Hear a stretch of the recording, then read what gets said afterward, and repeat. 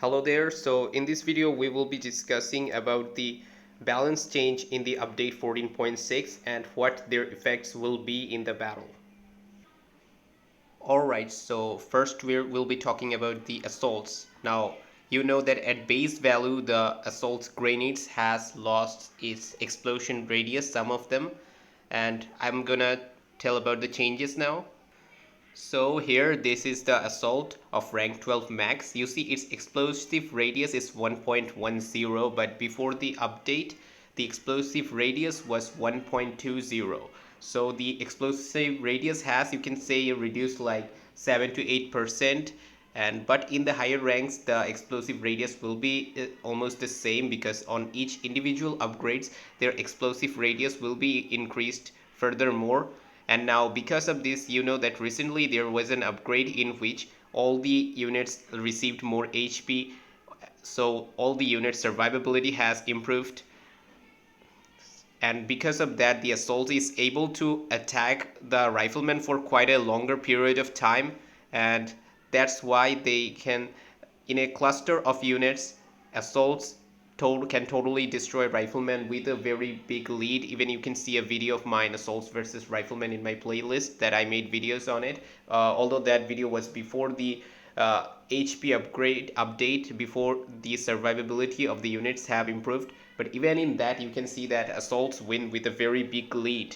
In a big battles like 50 assaults versus 50 riflemen, 30 assaults versus 30 riflemen, assaults win with a very big lead, like 15 assaults, 20 assaults surviving. So that's a very big deal. And so in order to reduce that possibility and reduce that gaps, they, I think, reduce the explosive radius of the grenades of assault, while riflemen will be as effective as it was before. So that's going to be a changes that's gonna help out players in lower ranks, because in lower ranks assaults are actually quite much problematic and much more powerful. Even many types of units can be stopped by only simply spamming assaults. So I think that's a positive thing that has been done. Now infantry can even move around the corners of the buildings with a size of 1.1 cell. Now you know there is only one building in the game that has 1:1 size, and that's wall. So now infantry can move around wall, but before they used to attack the wall and destroy it, and did not go into the side if there was only one cell space. So we're gonna test it in real battle. Now here you see, here is one of our infantry and there are enemy walls. Now what we will try to do, we will try assault mode, and you see the infantry tries to go through the walls. So they can now move around the wall, around the size of a building that has one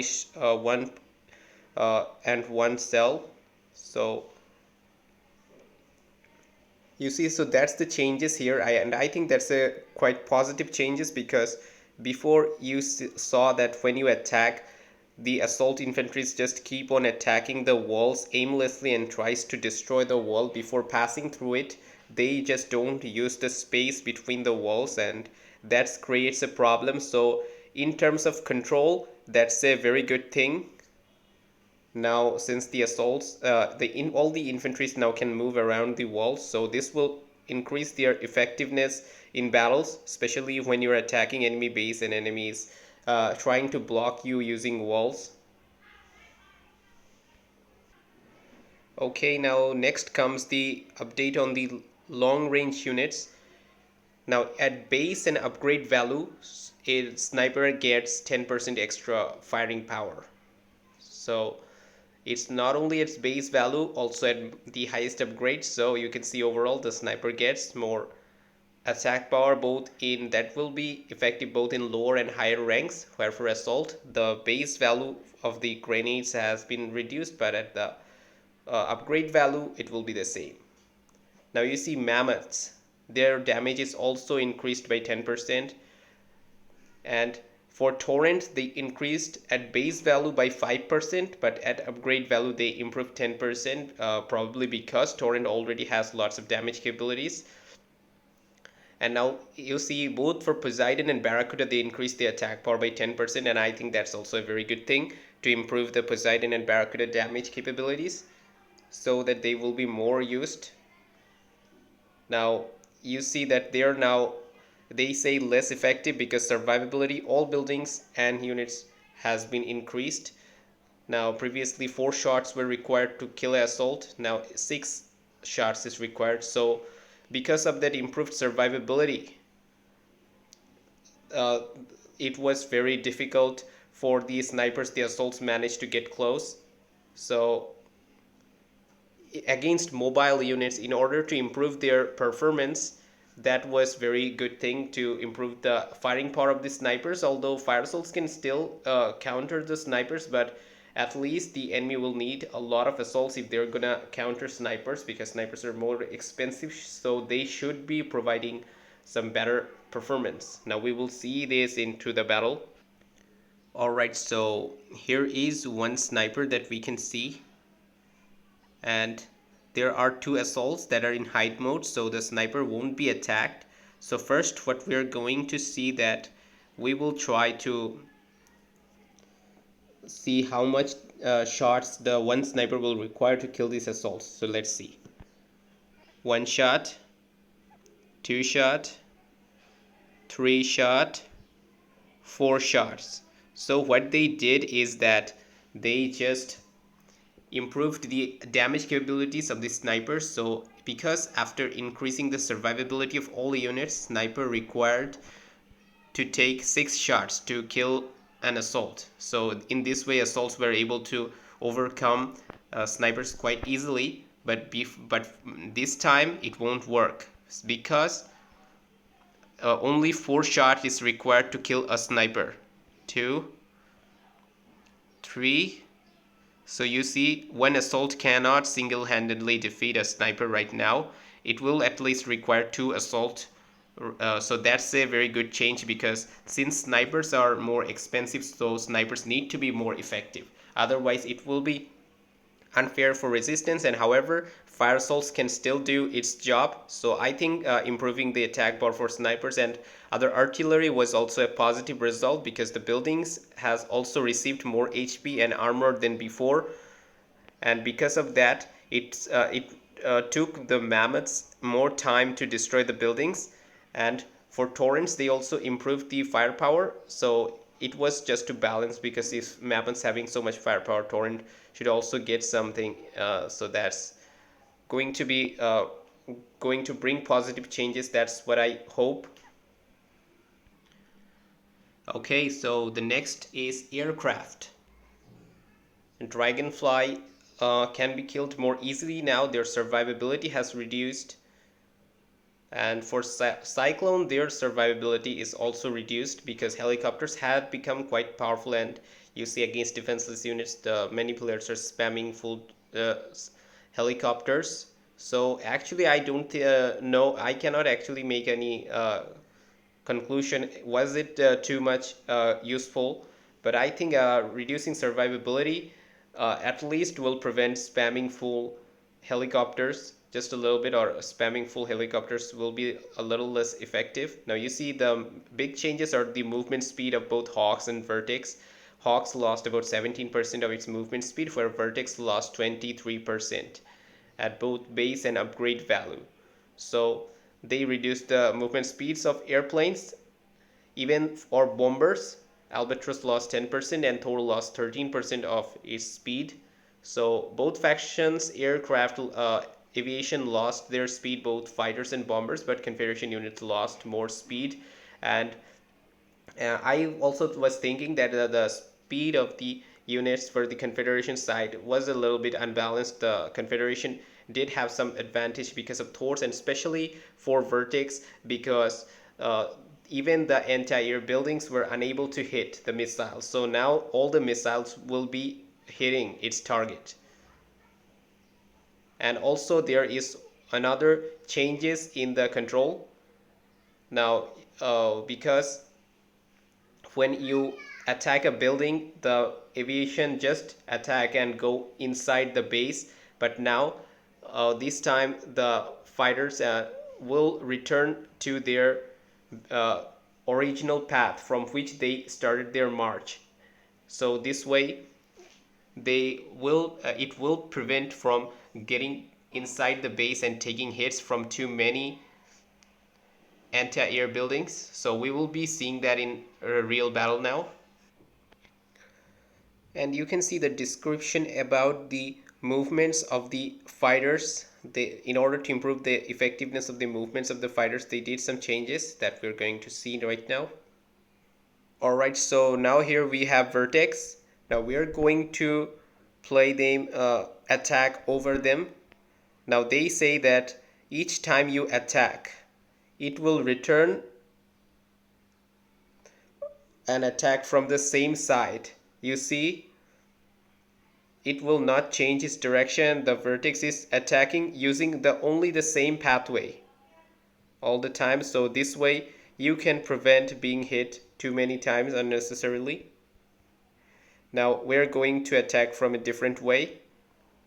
So we will see, but of course you see the reduced speed also increased the capability of the air defense system and does not make these as superior as they were. Okay, so they're actually, the vertex are moving from the opposite direction. You see these vertex are all attacking from the same direction. So we will have more vertex to check it out. How does these things works?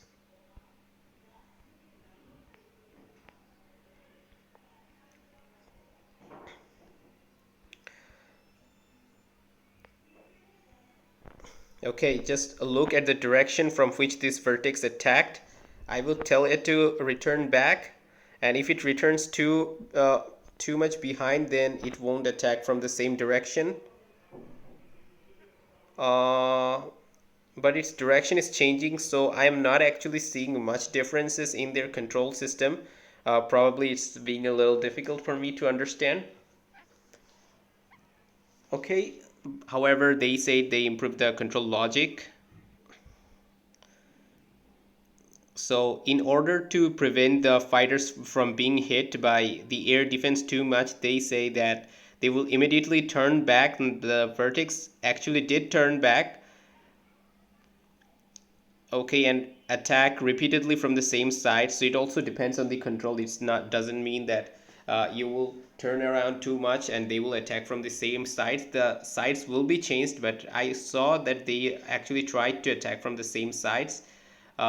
Probably it improves the control a little bit, but because of the decreased speed from now on, vertex and hawks, airplanes will be less effective, even bombers. So they will be a bit more easier to kill.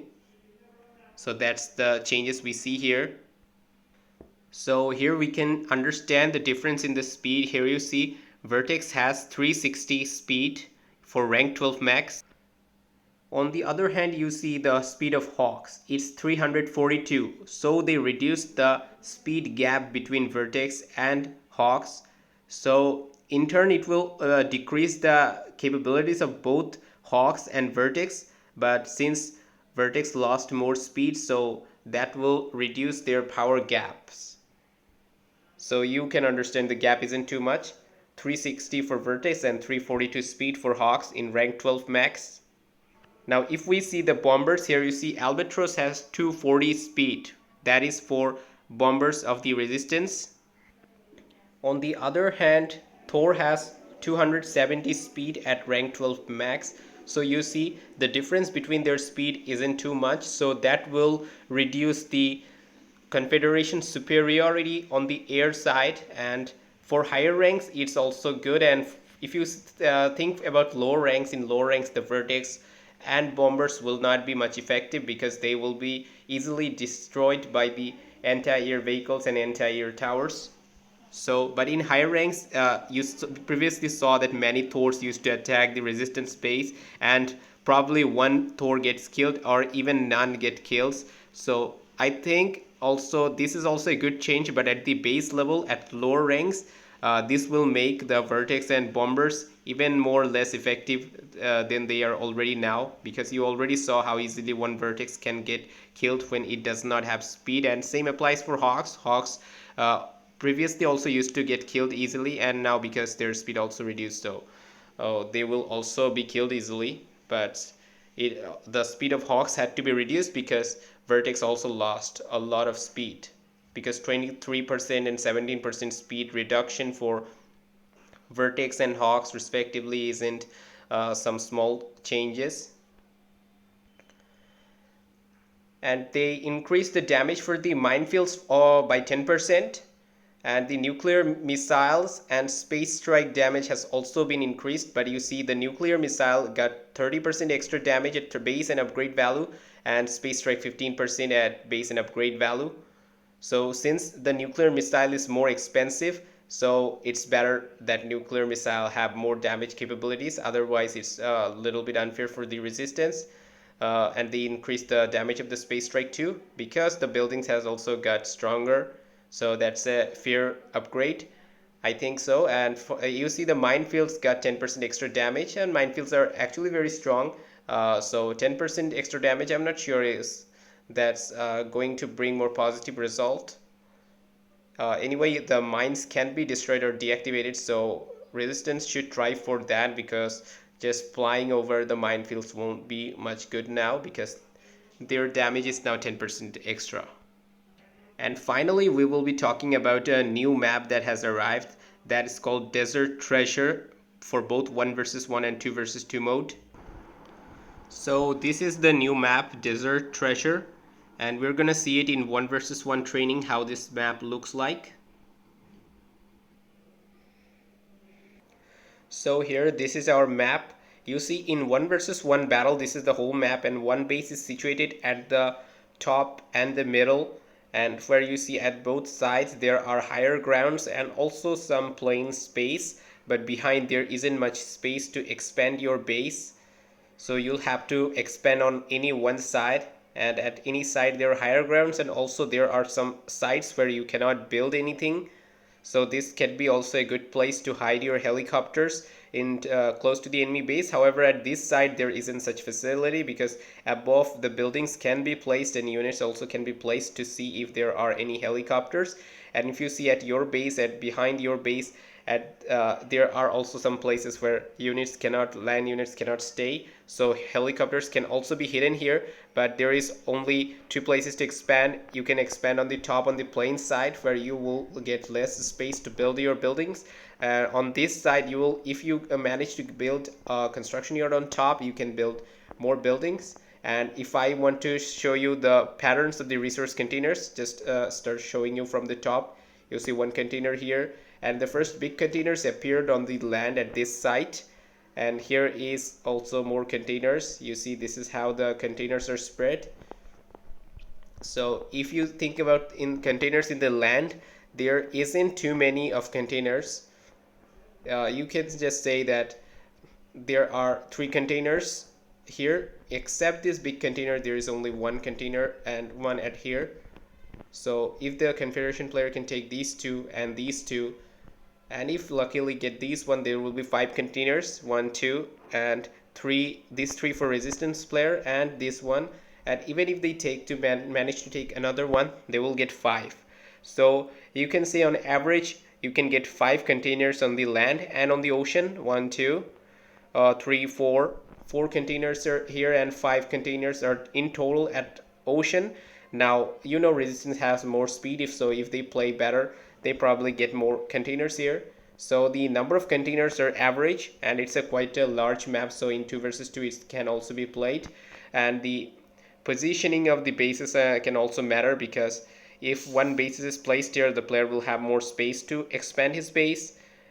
On the other hand, a base that is situated on places like this will not have much space to expand. So probably in 2 versus 2, one enemy will be here and one enemy will be here, so that one player from both sides will get more spaces to expand. On the other hand, and one player from both sides will not get much space to expand their base, and going for ocean seems like a must to do thing. And also rushing can be very easy because there are all plain land. It's not like the bases are on higher ground that attacking from land will be impossible. So it's also good for land attack, and the ocean is also very large. So that's about the new map. So that's all the changes that I had to say about this video. So hope you understand it, and give your feedback in the comment section and also in the community. I also copied the post from the Facebook page and published it into my community tab, so you can also check and read the full update details if you want to. So that's all for this video. Thank you.